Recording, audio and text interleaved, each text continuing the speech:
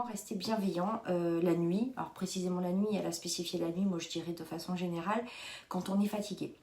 Quand on est trop fatigué. Alors ça, c'est un sujet très intéressant.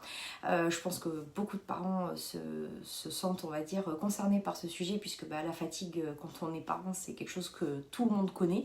Je pense, à moins d'avoir un enfant qui dort toutes ses nuits, ses siestes, qui bouge pas, ce qui n'est pas un enfant. Donc du coup, voilà, clairement, je pense que tous les parents qui sont dans ce courant d'éducation-là sont fatigués.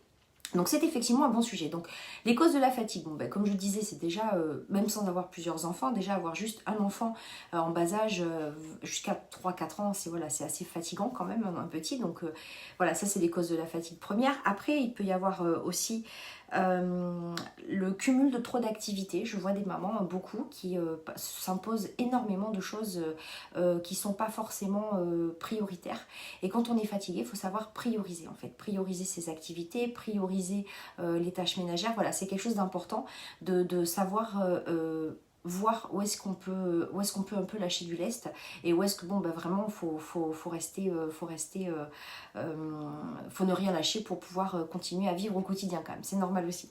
Et on va dire que ce qui est important souvent, c'est que la fatigue, on va dire que la première cause du manque de bienveillance, on va dire ça comme ça, c'est pas un vrai manque de bienveillance, mais du stress, de l'énervement, c'est quand même effectivement la fatigue. Donc si on est fatigué, c'est très compliqué, mais pour tous les parents, même le parent le plus bienveillant, qui est le plus armé, qui a les clés, qui a les exemples, qui a tout ce qu'il faut, même le parent le plus armé de ça, peut se retrouver en étant fatigué, à vraiment péter les plombs, à crier, à hurler, à avoir des comportements qu'il regrette.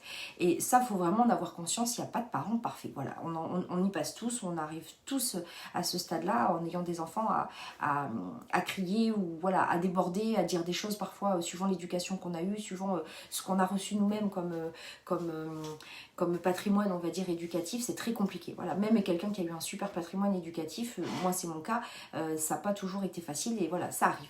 Donc on va dire que voilà, la première chose à faire, c'est vraiment de comprendre que la fatigue, c'est quelque chose qui vraiment est un anti-bienveillance. Donc on va dire que les clés, alors on est parti un petit peu sur les causes, le bilan, le planter de décor comme on dit. Maintenant je vais repartir comme d'habitude, je vais donner quelques clés. On va dire que voilà, les clés, certaines clés, ça va être lâcher prise. Donc je disais, voilà, c'est vraiment lâcher prise sur certaines tâches ménagères, par exemple. Ça va être lâcher prise sur certaines choses au quotidien avec nos enfants, comme par exemple le bain. Il y a des parents qui s'imposent de donner le bain ou la douche tous les jours à leur enfant. Moi, je sais que ça m'arrive d'être trop fatiguée, donc je prends un gant, je prends de l'eau savonneuse, je lui nettoie les jambes, je lui nettoie le visage, les bras, voilà. Je la nettoie un petit peu vite fait et je ne m'impose pas de lui donner le bain qui est très chronophage. Si voilà, je suis trop fatiguée, on a le droit d'être fatigué, on a le droit de ne pas forcément avoir envie de donner le bain tous les jours à notre enfant. Donc c'est des choses comme ça. Par exemple, manger, oui, c'est important de manger équilibré tous les jours, bien sûr.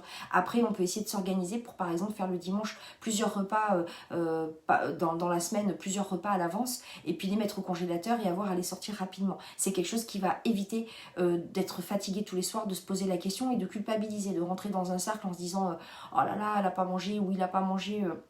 Comme j'aurais voulu, ça nous arrive à tous de faire des pâtes vite fait avec du steak et plusieurs jours d'affilée parce qu'on n'en peut plus, on est fatigué. Donc ça, c'est important aussi. Ce qui est important aussi, c'est de savoir se reposer quand on en a l'occasion. Moi j'ai une petite fille de 2 ans et demi, vous le savez maintenant parce que j'en parle assez souvent.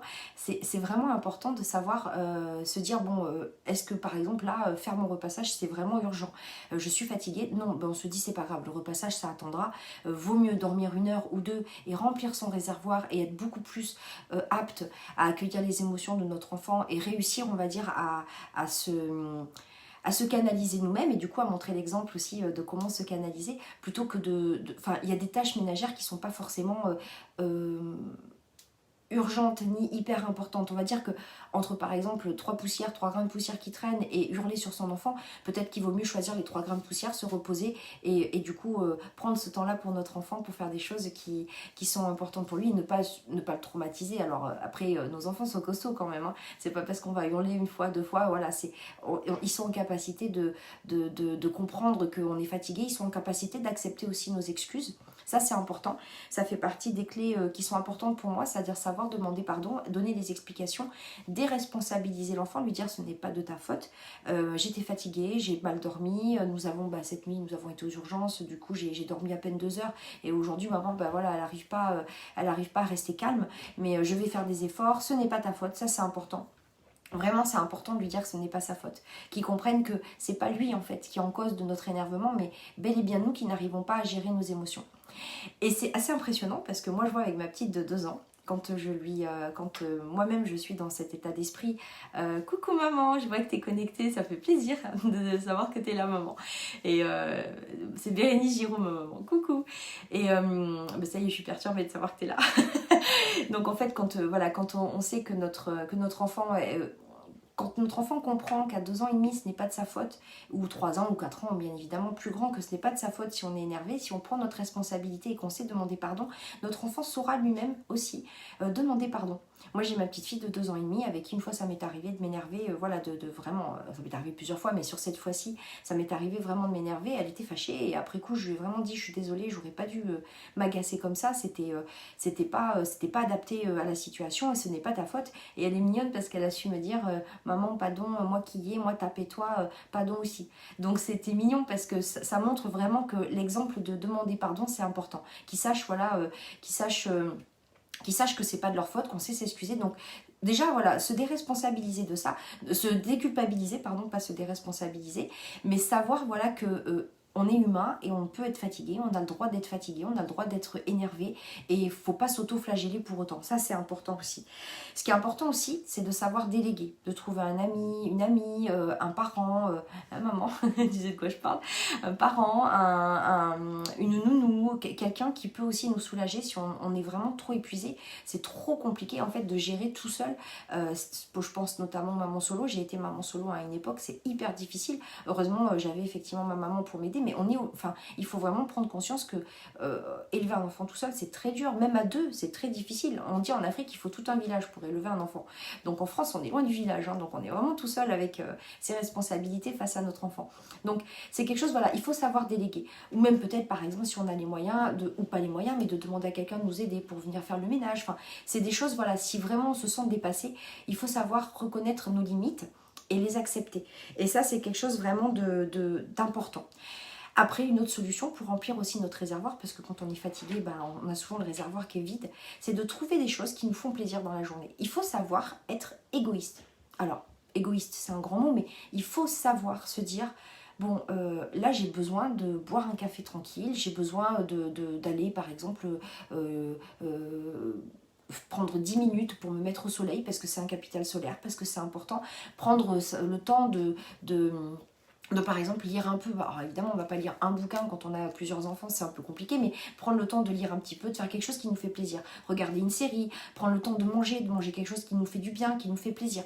3 choses dans la journée, c'est quelque chose d'important à faire parce que ça va remplir votre réservoir, ça va vous faire du bien et en vous faisant du bien, vous allez être beaucoup plus calme et ça va apaiser vos tensions et votre anxiété et ça va vous permettre du coup d'être plus détendu avec vos enfants et ça c'est important, c'est vraiment quelque chose d'important.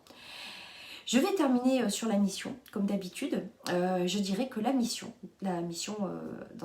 quand on est fatigué comme ça, c'est de rester bienveillant envers soi-même. C'est-à-dire de ne pas s'auto-flageller, de ne pas se dire je suis un parent nul, je ne sais pas m'y prendre, je ne sais pas faire. Alors on le fait tous. Hein. Moi la première, quand je crie, je suis fâchée après moi-même, je suis triste, je me dis mais je suis la pire des mamans quoi. Et bon, faut savoir...